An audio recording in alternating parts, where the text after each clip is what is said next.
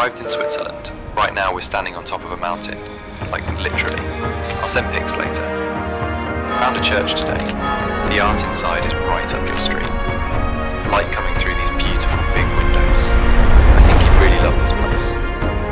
We got lost for a while, but don't worry, we managed to stumble upon some pretty insane spots.